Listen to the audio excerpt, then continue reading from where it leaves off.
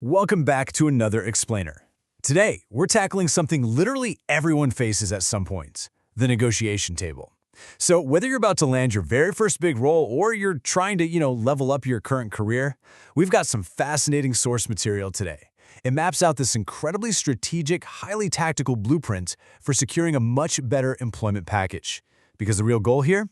It's not just scribbling a bigger dollar amount on a piece of paper. It's about actually architecting your true professional value. So let me hit you with a question right out of the gate. Is your first salary, or honestly any salary negotiation, just about the money? It's so incredibly easy to fall into that purely transactional mindset, right? You offer your time, they hand you a paycheck. Done. And honestly, just thinking about hitting that base number is stressful enough to make anyone break into a cold sweat. But our sources today make it crystal clear. Money isn't everything. In fact, if you only focus on the cash, you are leaving a massive amount of value on the table, and frankly, you're shortchanging your own future. Okay, let's dive into this. Here's our blueprint for today. First, we'll walk through the salary negotiation checklist. Second, auditing your personal flaws. Third, beyond monetary compensation. And finally, securing the how. Think of this as your ultimate roadmap for navigating those tricky professional conversations. All right, Section 1, the salary negotiation checklist and mapping your strategic tools. To kick things off, our sources lay out this brilliant four-step checklist. It's a highly tactical, step-by-step approach engineered specifically to help you land favorable terms.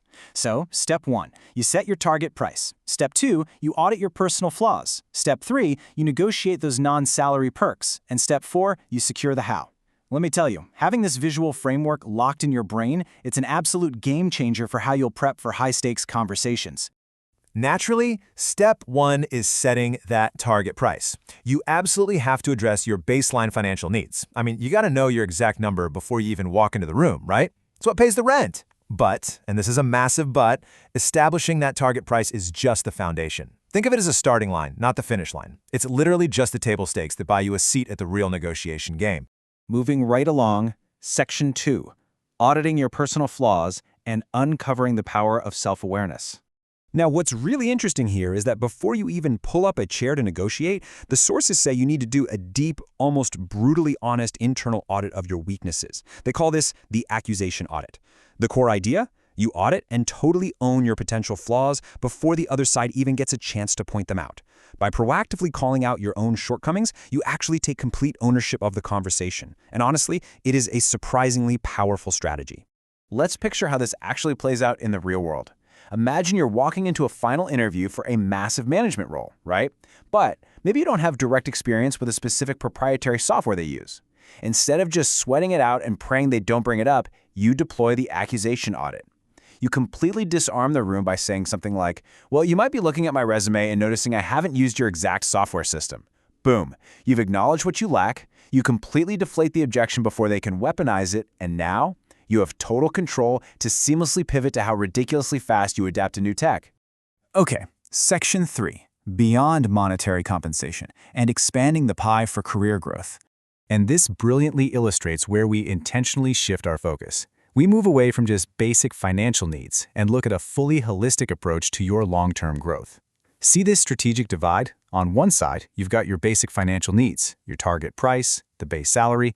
But on the other side, you've got these absolutely vital career growth factors. We're talking flex time, specialized training, overall development. The source is strongly warned against getting hyper-focused just on the money, because if you do, you totally blind yourself to the massive, compounding value of these long-term career accelerators. Just look at all the different levers you can pull. Training, flex time, professional development, flexible working arrangements. If a hiring manager can't quite hit your target base salary, you pivot immediately to these non-monetary perks. You can negotiate for an extra week of vacation. And let's be real, we could all absolutely use that. Or maybe a hybrid remote schedule, or a stipend for a professional certification. There are literally so many unique ways to build out a comprehensive agreement that adds profound value to your everyday life without them just writing a bigger check.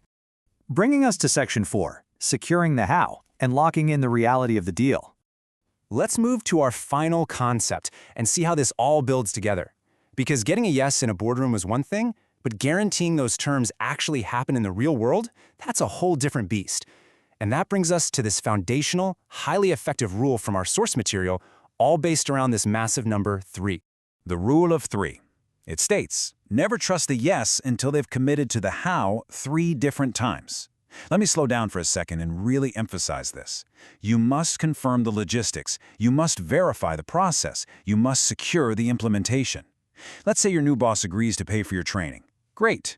First, you ask how that expense is processed. Then you ask who ultimately approves the invoice. And then you ask when the budget cycle actually opens for that specific expense.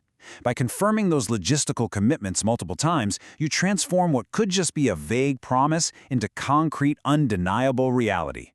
And you know, part of securing that how actually goes way beyond the negotiation table itself. The sources point out that finding an unofficial mentor is basically your secret weapon for understanding your new ecosystem. Finding someone to show you what success actually looks like in the role helps you deeply understand the real expectations of your new environment. It basically secures the how of your daily, ongoing success once you're officially in the door.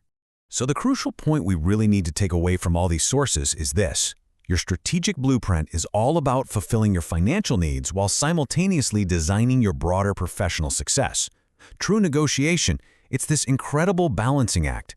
It's about fighting for that target price, for sure, but it's also about weaving in tactical career growth, using that accusation audit to completely own your flaws, and locking every single detail down with the rule of 3. Which leaves us with one final provocative question as we wrap up today's explainer. How will you approach your very next professional deal? Because now that we've explored how to map out your strategy, own your weaknesses, expand the pie beyond just the money, and rigorously secure the execution, you literally have the blueprint to architect your true professional value. The rest? Well, that's entirely up to you.